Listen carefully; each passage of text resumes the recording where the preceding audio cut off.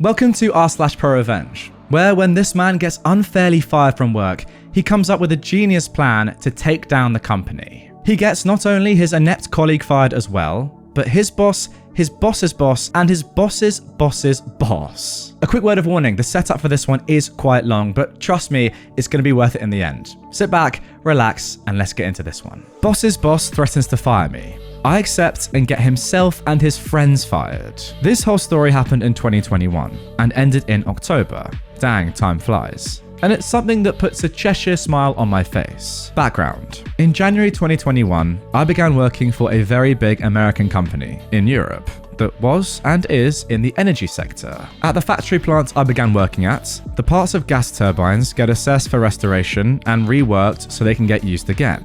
Each single part would cost several thousand when produced new, and it would hold for like a decade or so. Reworking cost about a quarter of that, and the part would be good for another 8 to 10 years, with more inspections of course for safety. The customers would pay about half or 3/4 of the cost of a new part, and since we're talking 2 to 8k per single part, and a gas turbine containing thousands of pieces, we're speaking several million for each gas turbine, the customer would save a good chunk. And of course, the company was sitting on a golden goose. Over the decades, that meant that the facility where the stuff was reworked had an absolute uncontested income, without much competition, since the parts were their own design and production, and that was a win-win for both customer and company. Over time though, that led to a problem.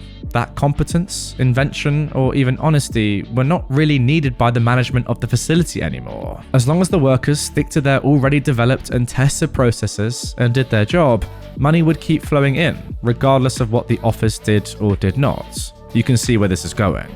Now, the setup. So, I was hired there as part of quality control. Specifically, I was to operate a 3D computer-managed measuring machine.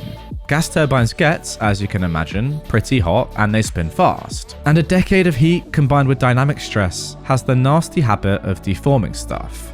We can't have that for sure, so you have to measure the stuff really precisely so that the production knows what section of which piece needs reworking, or if a piece is too out of form to be used again at all. The operation of such a machine is not too complicated. Put the piece into the bracket, clamp it down, load the correct model and start the program. You get the measurement report then as a text file, an Excel, as well as a PDF. The pieces, usually rotary blades, nearly always came in sets, 24 to 216 depending on the size. When all are measured, you compile all the reports the machine made into one Excel with a somewhat complicated method. It wasn't hard, I learned all that in a week. That machine was immensely important for the facility, running in 2 to 3 shifts per day, 6 days per week. About 80% of all pieces that went through the reworking process had to be measured at least twice. As nearly anyone with a technical background can guess, operating a machine and understanding what it's actually doing are two big different things. When I started, there were only 3 guys that understood the machine properly, as well as a technician, Vladimir, who could actually fix codes or reprogram a 3D model if there was a problem. Vladimir, however, was the technician for the entire facility, so was very busy. And when he had to come over, his time would need to be paid for by the departments. That's something the bosses didn't encourage, so to say. Of the 3 guys who knew the machine, Antonio is important. He'd been working there for a few centuries at least, knew every nook and cranny, and while being a simple worker, if stuff went wrong, he was the guy you turned to. He had a bit of a short temper and very blunt language, but he was honest, open, and very fair. I, myself, am not the most social person. I always held back, with a brutal honesty, and I take my professional, cold attitude a bit too seriously, I guess. In general, if people share my principles of honesty, fairness, and taking responsibility seriously, then we get along great. But with people that are less trustworthy, I basically turn into an ice block. Not perfect, I know, but hey, I don't work in retail for good reason. So, the thing is, despite some heated arguments, Antonio and me really got along swimmingly. What no one knew was that Antonio had, over the decades, collected such a backlog of days off, overtime and whatnot, that he could retire 2 years early, and he was 63. He decided to groom me as his successor and began teaching me every little detail about the measuring machine, how to fix stuff, how to do proper maintenance, why it did certain stuff, and so on. Yes, he was a perfectionist, but so am I, so I really appreciated it. What I noticed in my first week in the company was the biggest problem there. The facility had a massive problem with cliques, clans, and little circles. If you were part of the correct clique, you could do what you wanted and remain untouchable. If you aren't, well, your credit goes to anyone but you, and you are the perfect scapegoat. I didn't care about it much, to be honest. I'm a bit of a rule fanatic, and I stick to them even when everyone else ignores them. For me, this was a well-paying job with a horrible commute, 1 3/4 hours in one direction, so I wanted to stay there for as long as I could, earn my money, and then just take the next job. There was a fourth guy who was operating the machine, in air quotes. I don't remember his name, so let's call him Igor. Igor was part of the same clique as my boss, Manuel, my boss's boss, Freddy, and of course his own boss, Boris, who was also his brother. Igor was working the measuring machine, simply because it was the most comfortable job that he could perform.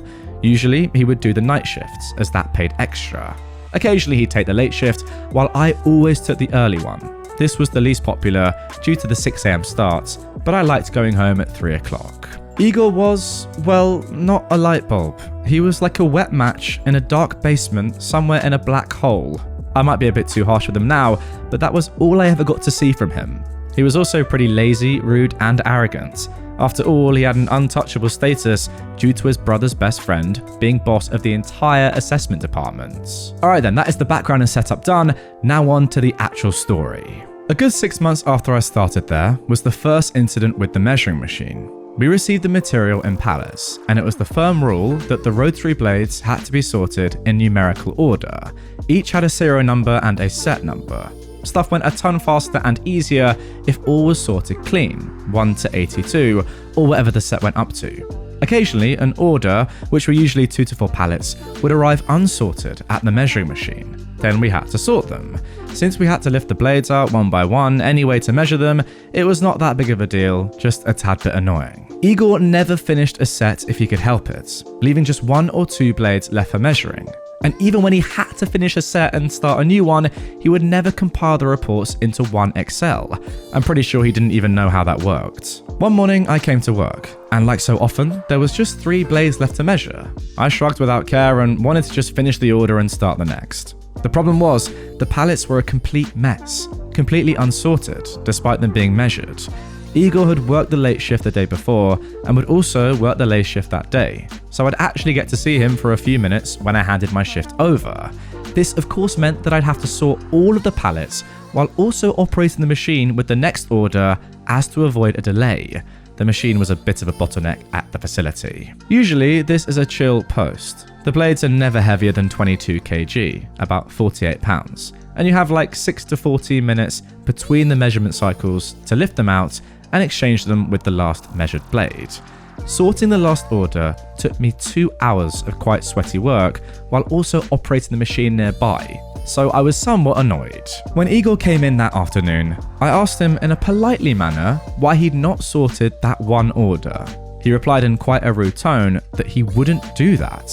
I was a bit baffled, and I asked if he didn't know that it was mandatory to do that. He simply replied in a pretty rude tone again that he wouldn't speak about it. Outright refusing to speak about a problem? What the heck? I told him that if he didn't want to speak about it, I'd have to speak about it with my boss. He just smiled in a smug fashion and told me to do that. Well, I did just that. I asked my boss about it in the fashion of, hey, I thought we were supposed to sort that stuff, or did we change that? This led to a 4-way talk with my boss, Igor, as well as Boris. Boris wasn't happy at all, and my boss was rather embarrassed, because it was all clear. I was correct, but neither of them wanted to admit that their friend had done anything wrong. I did my usual ice block impression, showing a blank face, replying in very accurate and short words, and staying all polite and professional. It came out rather inconclusive, with a kind request that we should please sort the pallets if they came in as a mess. Igor just shrugged, and it was clear that he didn't care. It happened 3 more times that stuff came in unsorted, but Igor managed to avoid doing it ever. Okay, strike 1 out of 3. 6 weeks later, there was the second incident. Every morning before I started, I would maintain the machine like Antonio had showed me to do, cleaning everything and rubbing special liquid into stone tread the machine's arch ran back and forth on. One morning, I came in and turned the machine into manual mode like every morning so that I could run the arch to the end of the thread for maintenance. A second thereafter, I heard a grinding noise and instantly stopped the machine. The arch was an air cushion based runner, kind of like a hovercraft where the bottom of the arch would always remain a tiny bit above the surface to ensure minimum vibration. So a grinding sound is really bad. I quickly inspected the thread and found quite the deep crater in the stone surface, maybe 2 to 3 centimeters deep, an inch, and wide. That was enough for the air cushion to lose pressure, so the arch was sliding over the stone surface of the thread. This inspection also revealed scratches along nearly the entire length of the thread, so it was pretty clear that this machine had been running with this crater for a good bit of time. I immediately shut down the machine, informed Vladimir as well as my boss that some big stuff was going on here. I also took pictures of the damage with timestamps, just out of my usual paranoia. The machine was put out of commission as the arch had taken damage. The entire stone tread had to be reworked and the machine needed recalibration. It was out for over a month due to that crater. That crater, by the way, looked exactly like the bottom corner of one of the blades, almost as if one had been dropped onto the stone tread. And the previous shift before me had, drumrolls, Igor. Of course, he denied that he'd done anything wrong, and he could also not recall seeing any scratches or hearing any grinding noise during his shifts. He tried to blame it on me, of course, but I'd reported the stuff like 5 minutes into my shift, with the last blade Igor had measured still in the machine. Again, it was clear to all who had effed up, but again, not even a harsh word was given to him. While the machine was getting fixed and reworked, we were put to different work. I got into the pre-assessment team, where the pieces get their first evaluation. I made good friends there, which would serve as my ears later on in this story. Strike 2 out of 3. After the machine got fixed a good month later, we collected a massive backlog, to the point that the other departments, who did the repair, were struggling to find something to do that didn't need measurements. The machine was supposed to work in 3 shifts, but Antonio had left for his 2-year vacation when the machine had been put out for repairs, and the other 2 colleagues, who knew how to run and maintain the machine, had left for better jobs. So it was only me and Igor by then, with me working quite some overtime for good pay. All BS aside, hourly wage was really proper. One morning, I noticed something pretty weird. The order I'd started the previous afternoon was still not finished. Again, with just 2 blades remaining. Every measurement report has a timestamp, which I quickly had a look into. The measurement cycle for these was like 3 minutes plus 1 minute exchanging one blade for the next. For some reason, the measurement reports from Igor's shift had like 10 to 15 minute gaps in between. Some even half an hour. Igor was still around as he'd had the night shift. I knew he was a bit of a slacker, but these gaps were quite big. So I first thought that maybe there'd been trouble with the machine. So I asked him if he'd had any trouble with the machine last night, and he snapped at me that all had been fine. I asked if he was sure, and in return, he inquired as to why I was asking. I told him there were some quite large gaps in between the measurement reports, and that I couldn't find any error message of sudden stops or such. Igor looked at those timestamps for a moment, back at me, and just shrugged before he went home. That would have been the end of it, if it wouldn't have been even stranger the next shift, on Monday. I had, for once, not worked on Saturday, so Igor had 3 shifts in since I'd last clocked out. I came in as usual, did the maintenance and cleaning, and wanted to check how far Igor had gotten. 4 orders had gone through since my last shift, so I assumed that, as usual, I would have to compile the reports. But there were none. I was pretty confused, searching the orders numbers, checking the machine protocol and all. The measuring machine had been running over the weekend with no shutdown or restart visible in the log, but also no measurement reports at all. I called in Vladimir because 4 orders worth of reports missing is a big deal. According to the rules, I also informed my boss that the machine was standstill due to technical issues. Both Vladimir and my boss came into the measuring room and we 3 searched for the problem. It took us a while to figure out, simply to it being absolutely not expected. Someone had turned off the output of the machine, maybe to avoid the timestamps. This again caused quite some ruckus, as all 4 orders had to be measured again with reports, and production was really struggling now to have something to work on. Again, it's all clear who had screwed this up. And finally, Freddy had had enough, but not of Igor. Alright then, the time you've all been waiting for, guys, the revenge. The afternoon of the same day, Freddie, the boss of the entire assessment department, came into my measuring room with a nice expensive suit, tie, polished shoes, and went straight into my face. I was currently sitting in my chair, compiling the results of the re-measured first order, when he stood before me, giving me no room to get up. He looked down on me and snapped at me that he was sick and tired of me bullying my co-workers. He handed me a letter, which were the signed papers of my contract's termination, signed by him, of course. He informed me that I now had exactly 2 options. I could either promise to do better, apologize to my co-worker Igor and admit I was at fault, or I'd be fired immediately. Well, the good thing of being bullied and terrorized for most of your childhood is you learn to keep a cool head under stress. So I reined in my first urge to discuss with him or tell him that such was illegal. Instead, I took the letter and read through it before nodding a few times. Due to my cold, professional attitude, I was known for often remaining silent, so he took my nods as my compliance. He informed me that he was awaiting my written proposal before 2 p.m. All of the bosses went home before 2 p.m. and came in around 8 or 9. Well, when he turned around and marched out with a smug grin, he left me with a termination letter with his signature on it. Fun fact, when both parties agree to it, a contract can be cancelled immediately without any further responsibilities, beside paying for already issued hours, which go directly through HR via the electronic timestamps of our clocking. So, I had 2 hours left until his deadline, and I spent it carefully cleaning my workplace, making a backup of my work laptop, according to the rules, and then, also according to the rules, cleaning the hard drive completely. The backup was put into the assigned server with all data correctly named and compiled. But of course, the server for backup data is marked as unsearchable, as to avoid your search list getting cluttered, after all the same parts types came in again and again, with the same material numbers of course. If you know the rules and where to search, you would find the stuff within 20 seconds. If not, well, good luck mate. It's only like 10 terabytes or so. I made a copy of the termination paper, signed by me now too, and I sent them to my email, which was allowed. I put the original back into the envelope and packed my things up. Then I went up to the office, envelope in hand. The big boss showed his smug smile again the moment he saw me, but he was quickly confused when he saw me with my laptop, work phone, and all that too. I handed him the letter, offered a polite nod, and turned around again.